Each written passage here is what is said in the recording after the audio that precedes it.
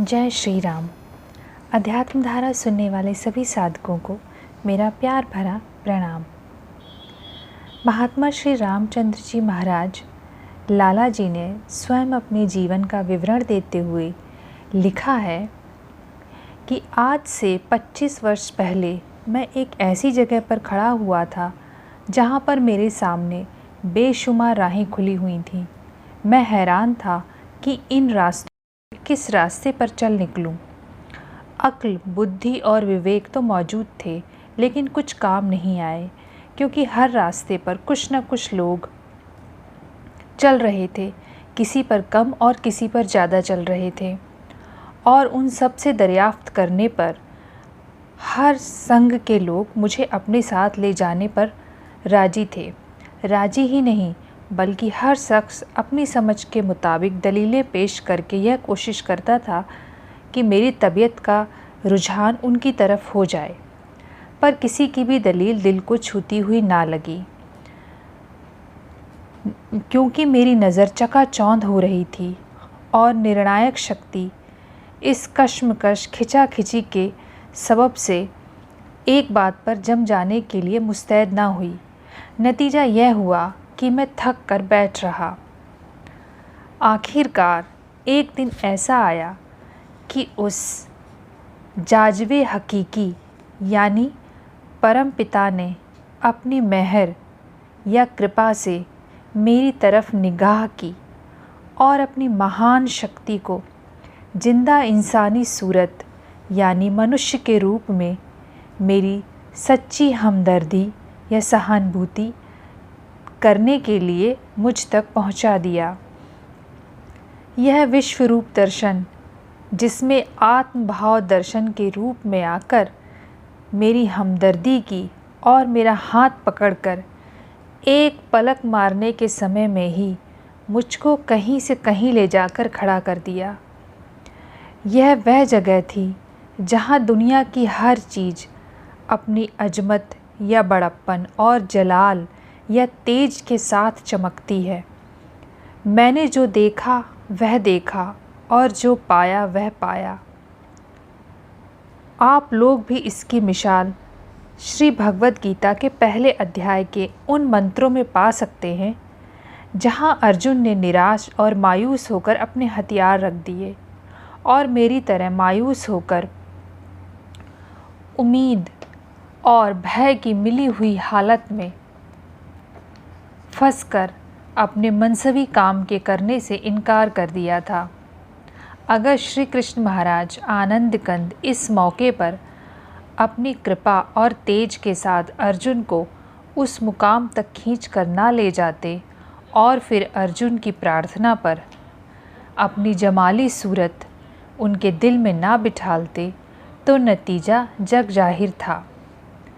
गरज की मैं खिंचकर शाहराए या राजपथ या कामयाबी के पथ पर खड़ा कर दिया गया और मुझको मेरे काम करने के लिए अकेला ही नहीं छोड़ा, बल्कि अपनी मोहनी मूरत धारण करके मेरे अंधेरे और नापाक दिल की कोठरी में हमेशा के लिए बैठक इख्तियार की।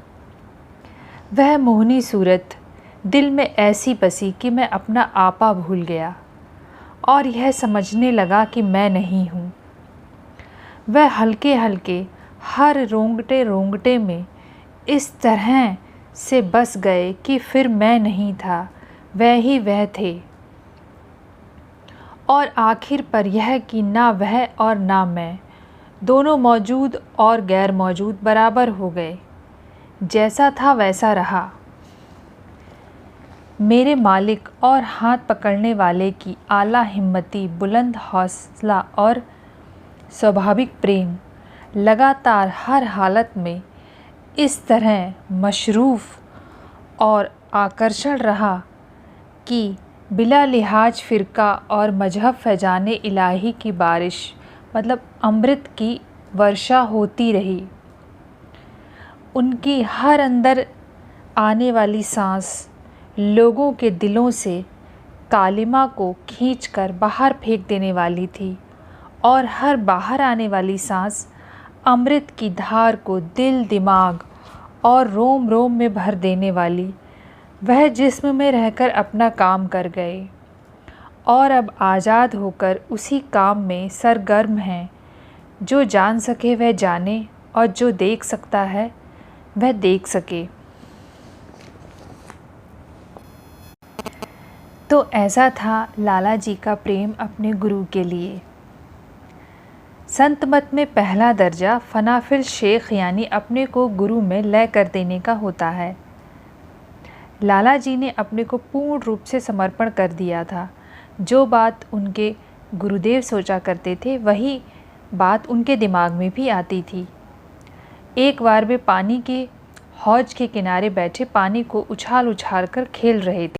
लाला जी के गुरुदेव तो रोज़ की तरह लाला जी उनके दर्शनों के लिए गए और तुरंत ही उन्होंने प्रणाम करके वापस जाने की आज्ञा चाही। गुरुदेव ने कहा, ठीक है, हम यही चाहते थे। लाला जी हर समय अपने गुरुदेव के ध्यान में रहा करते थे। एक बार लाला जी की तबीयत चाहती थी कि जो भी सामने आए उसे बेंत से मारें।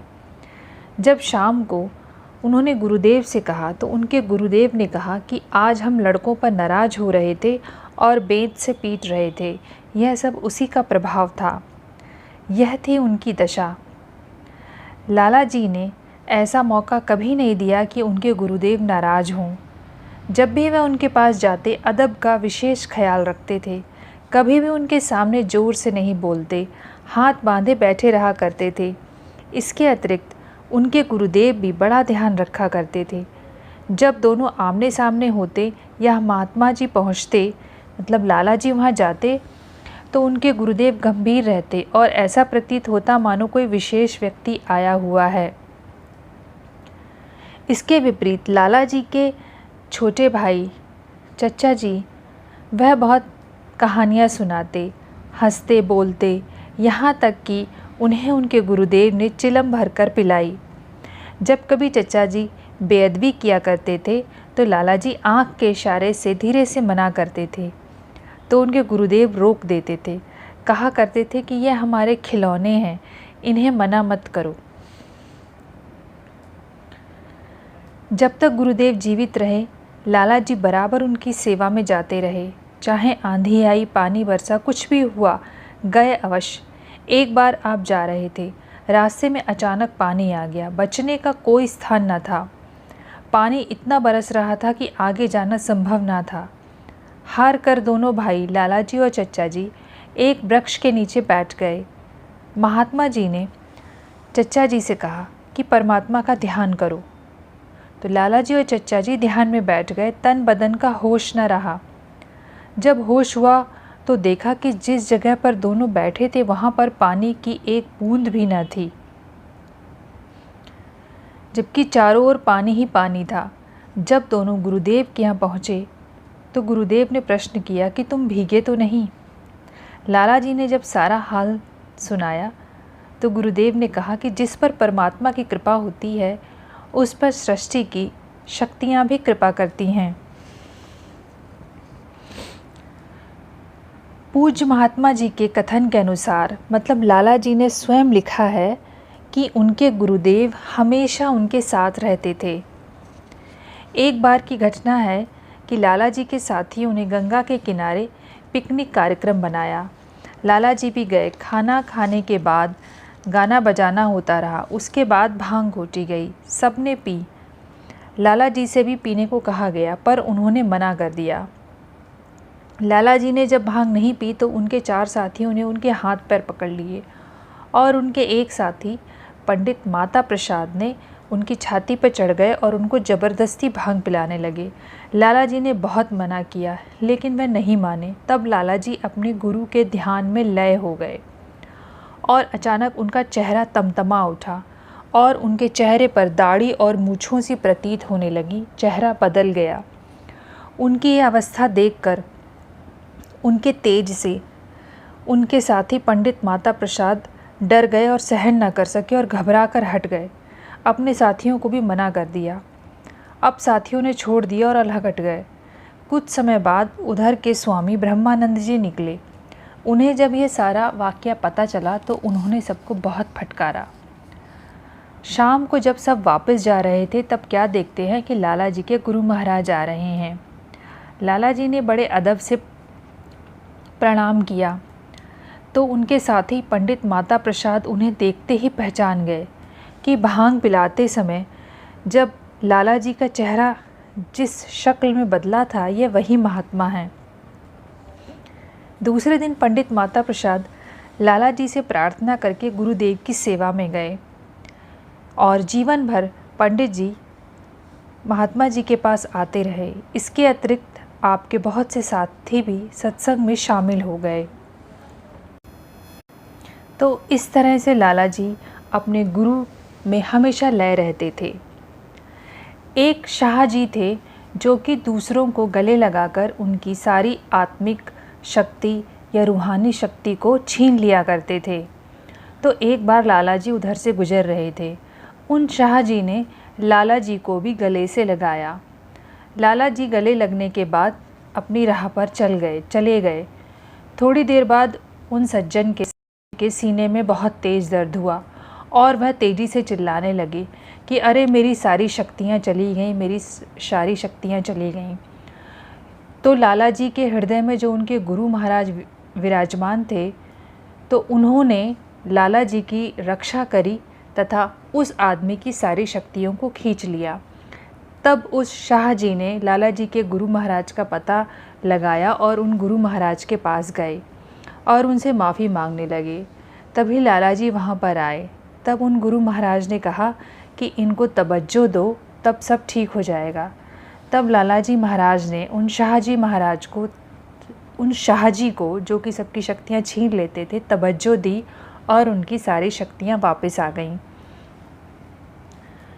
तो इस तरह से लाला जी महाराज अपने गुरु में हमेशा लय रहते थे और उसी तरह हम सबको भी यह कोशिश करनी चाहिए और लाला जी से शिक्षा लेनी चाहिए कि हमें भी अपने गुरु का उसी तरह से प्रेम और अदब करना है और अपने गुरु में उसी प्रकार से लय होना है।